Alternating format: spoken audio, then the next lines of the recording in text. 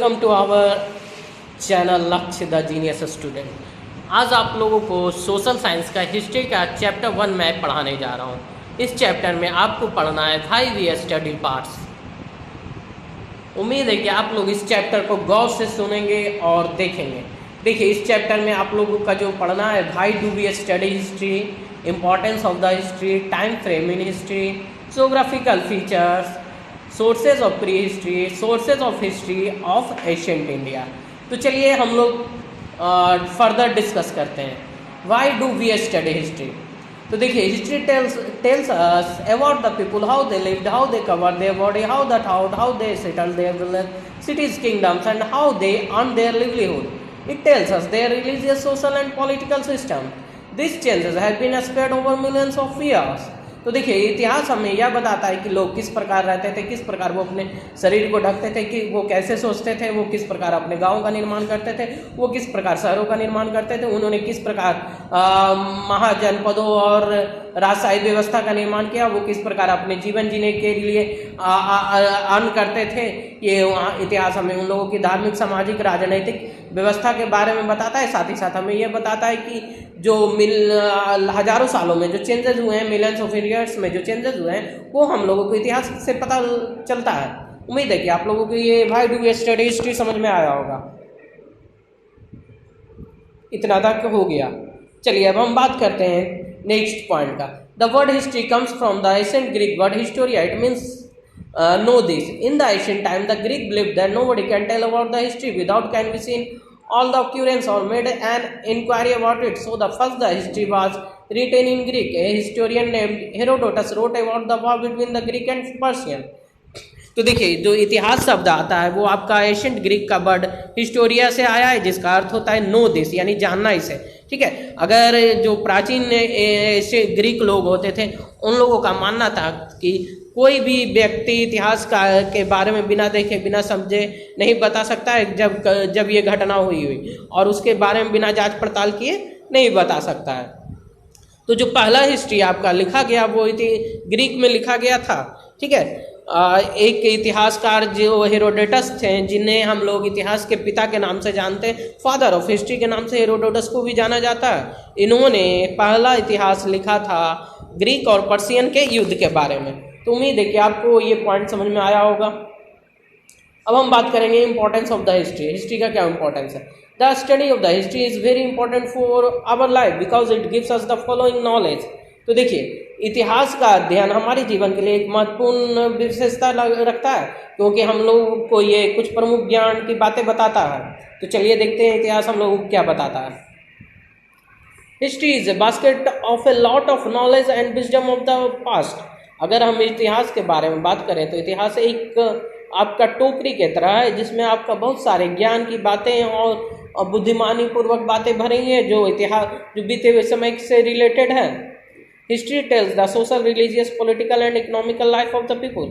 इतिहास हम लोगों को सामाजिक, धार्मिक, राजनीतिक और आर्थिक जीवन के बारे में, लोगों के आर्थिक जीवन के बारे में बताता है। It tells about the language, education system and ruling system of the government. ये हम लोगों को भाषा, शिक्षा और उस समय जो सरकार संचालित हो रही है उसके बारे में बताता है। It tells about the discovery of fire, metals, agriculture etc and invention such as wheel, pottery etc। इतिहास हम लोगों को आग की खोज के बारे में, धातुओं की खोज के बारे में, कृषि के बारे में और कुछ प्रमुख खोजें जैसे कि व्हील, पोट्री की हुई है, उनके बारे में बताता है। तो आपको ये पहला पॉइंट, दूसरा पॉइंट, तीसरा पॉइंट, चौथा पॉइंट क्लियर हो चुका है। चलिए अब हम देखते हैं नेक्स्ट पॉइंट।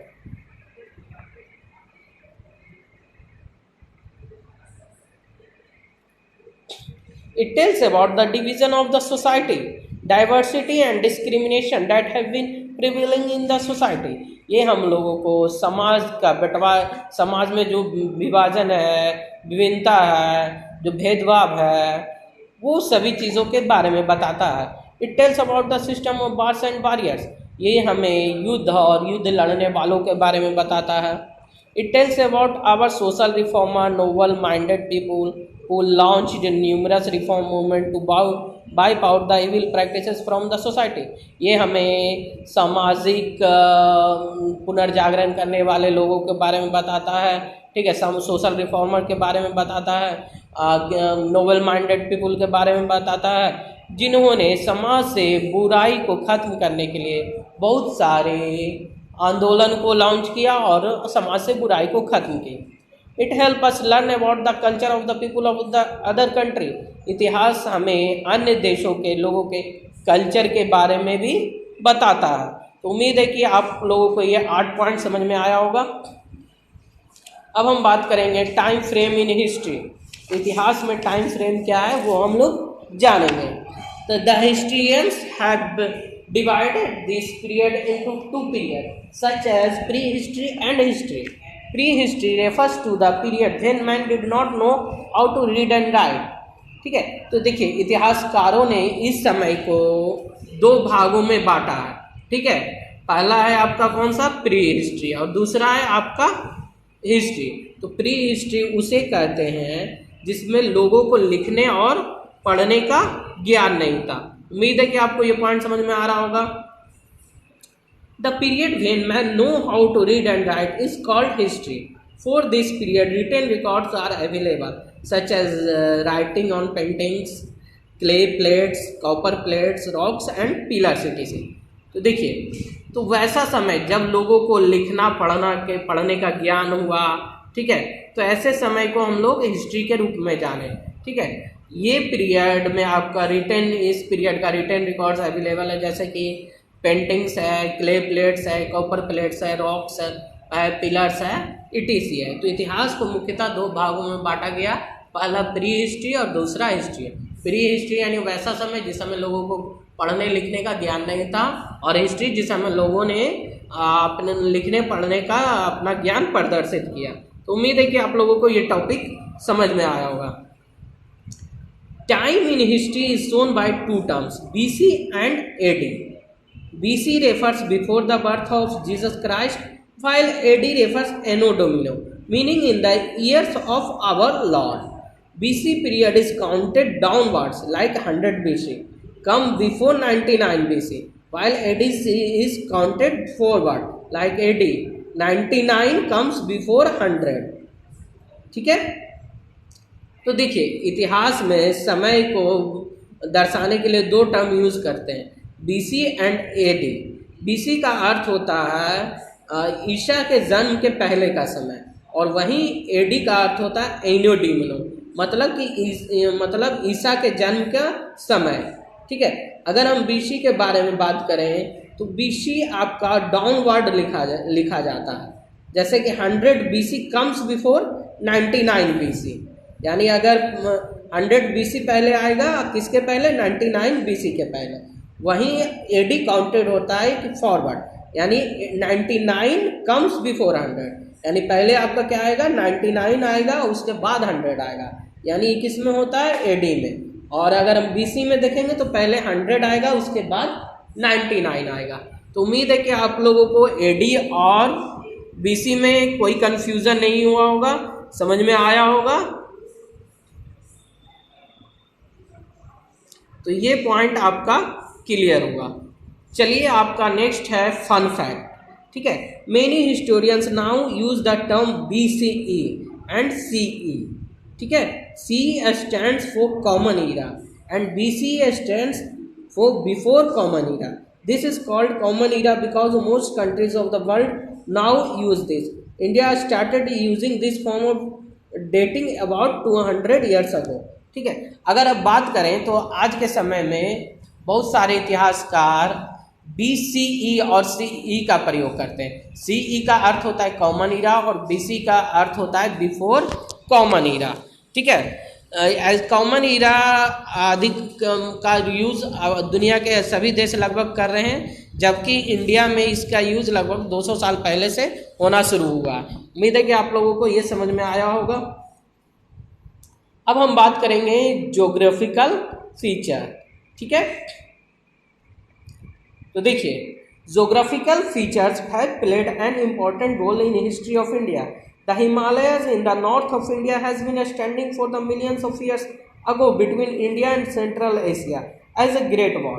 ठीक है, देखिए ज्योग्राफिकल फीचर है ना, जो इतिहास को जानने में एक महत्वपूर्ण भूमिका निभाता है। अगर हम बात करते हैं हिमालय के बारे में, तो हिमालय आपका इंडिया का नॉर्थ में आपका कई मिलियंस वर्षों से खड़ा है। ठीक है, ये आपका इंडिया और सेंट्रल एशिया के बीच में एक दीवार के रूप में काम करता है। कौन दीवार के रूप में काम करता है? तो हिमालय। तो उम्मीद है कि आप लोगों को इतना तक समझ में आया होगा।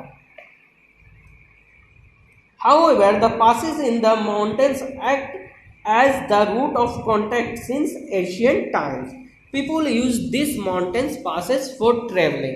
अब यहाँ पे बता रहा है कि जैसे कि जो हिमालय में पासेस है, यानी जिसको दर्रा कहते हैं, ये दर्रे का प्रयोग लोग एज ए वे के रूप में, यानी रूट या रास्ते के रूप में कर रहे हैं। इसका प्रयोग प्राचीन समय से ही एक स्थान से दूसरे स्थान को जोड़ने में किया जा रहा है। ठीक है, ये पासेस का प्रयोग लोग ट्रैवलिंग करने के लिए, यानी एक स्थान से दूसरे स्थान में जाने के लिए करते हैं। तो उम्मीद है कि आप लोगों को समझ में आ रहा होगा। The plains of the rivers are also main sources because the people mostly lived on the river side because they got sufficient water for their drinking and irrigating their crops. Some rivers were perennial such as Ganga, Indus, etc. while some rivers were non-perennial. Therefore, people lived on perennial riverside. The archaeological evidence verified that first people settled by the river valleys. ठीक है, इसके अलावा देखिए plane भी लोगों के जीवन में एक महत्वपूर्ण भूमिका निभाया है प्राचीन समय से। ठीक है, क्योंकि अधिकतर नदियां आपका अधिकतर प्लेन किसके किनारे होता है? नदियों के किनारे।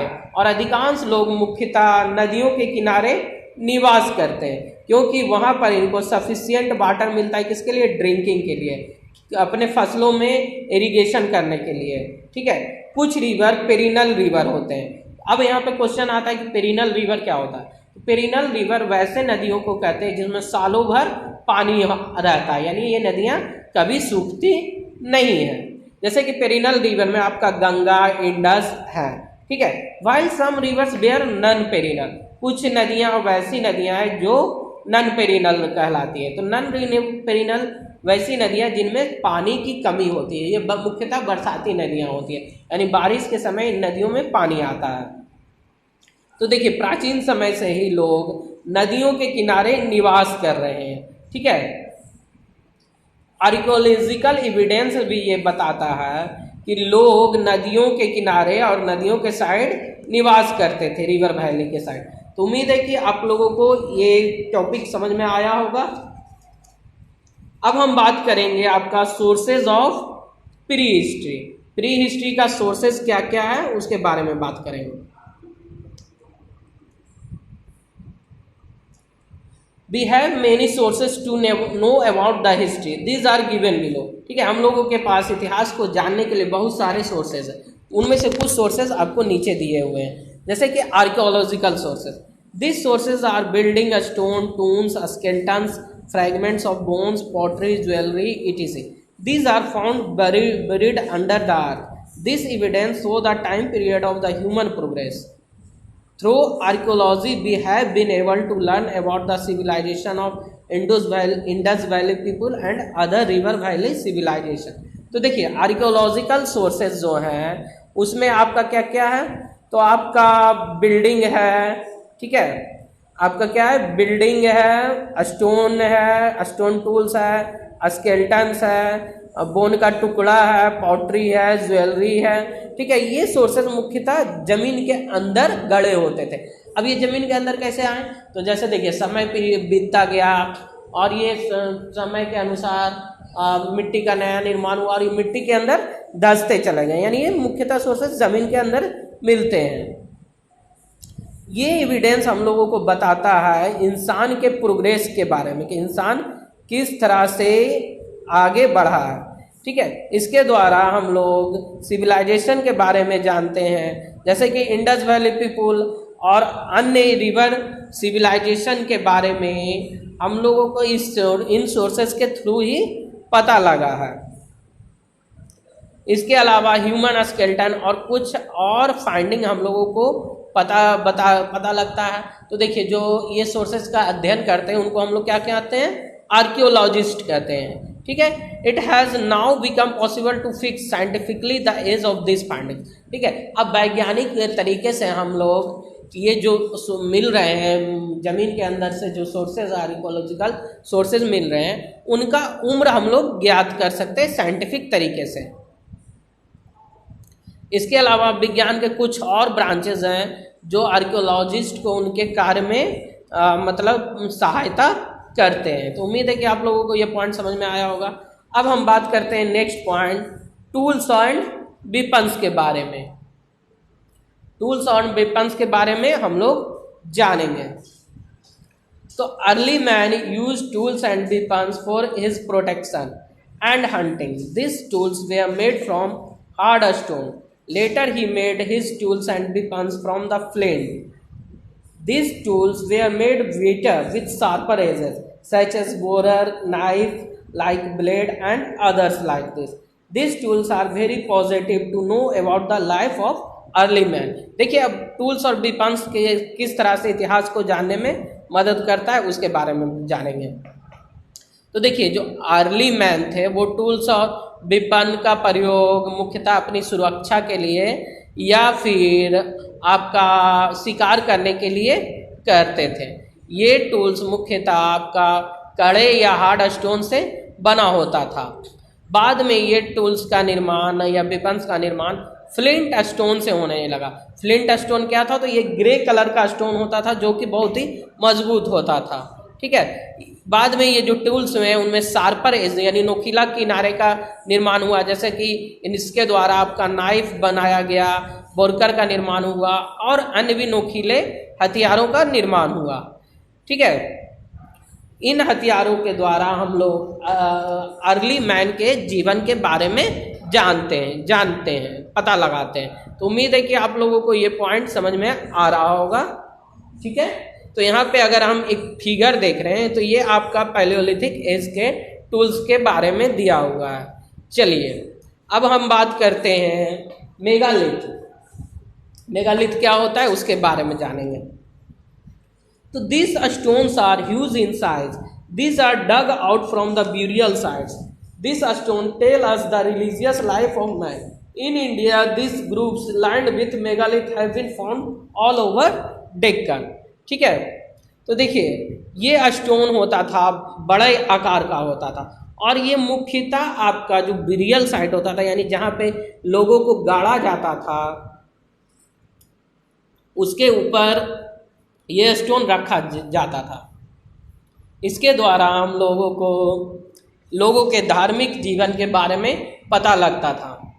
अगर इंडिया में बात करें तो दक्षिण में आपका मेगालिथ बड़ी बहुत अधिक संख्या में पाया गया जो लगभग लाइन के जैसा लगा हुआ था। तो उम्मीद है कि आप लोगों को मेगालिथ समझ में आया होगा। अब हम बात करेंगे, नेक्स्ट पॉइंट है आपका shelter.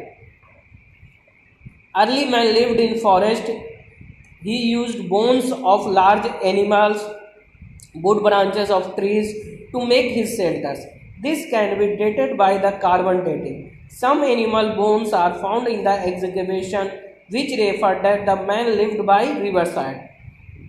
These bones and skeletons help us to know about vegetation, climate and temperature etc. of the region. देखिए, जो अर्ली मैन था वो पहले जंगल में रहता था। ठीक है, वो बड़े जानवरों के हड्डियों का प्रयोग करता था, लकड़ियों का ब्रांचेस का प्रयोग करता था और इनका प्रयोग वो अपने आश्रय स्थल के निर्माण में करता था। ठीक है, और इनके बारे में हम लोग इनका एज कैसे ज्ञात करते हैं? तो इनका एज हम लोग कार्बन डेटिंग के द्वारा ज्ञात करते हैं। ठीक है, देखिए, कुछ एनिमल जो का हड्डियों का आपका जब एग्जीक्यूशन हुआ तो उससे इन जानवरों के हड्डियों का पता लगा। ये हड्डियाँ प्राय आपका रिवर साइड में मिल गई हैं। ठीक है, तो ये हड्डियों और या स्केलेटन के द्वारा हम लोग उस क्षेत्र के वेजिटेशन, क्लाइमेट और टेम्परेचर के बारे में जानते हैं और पता लगाते हैं। तो उम्मीद है कि आप लोगों को ये क्लियर हो गया होगा शेल्टर।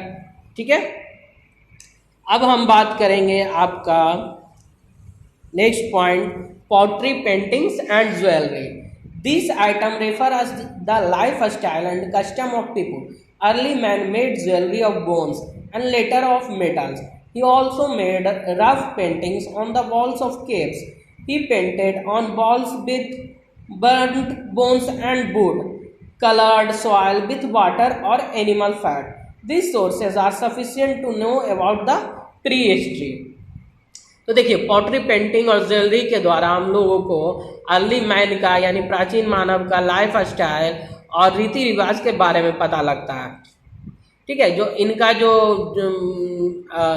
जैसे आज के समय में महिलाएं हार पहनती है ना, और भी ज्वेलरी का प्रयोग करती हैं, तो इनका जो ज्वेलरी बनता था अर्ली मैन का, तो वो हड्डियों का ज्वेलरी का निर्माण करते थे। ठीक है, यानी अर्ली मैन भी अपने आप को सजा कर रखते थे और गहने को भी पहनते थे।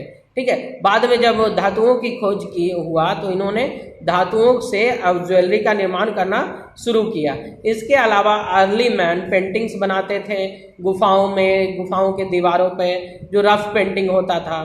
ठीक है, ये दीवारों को मुख्यतः जले हुए हड्डियों से या फिर जले हुए लकड़ियों के चारकोल से या फिर रंगीन मिट्टी से या पानी में मिलाकर या जानवरों के चर्बी का प्रयोग करके ये पेंटिंग का निर्माण करते थे।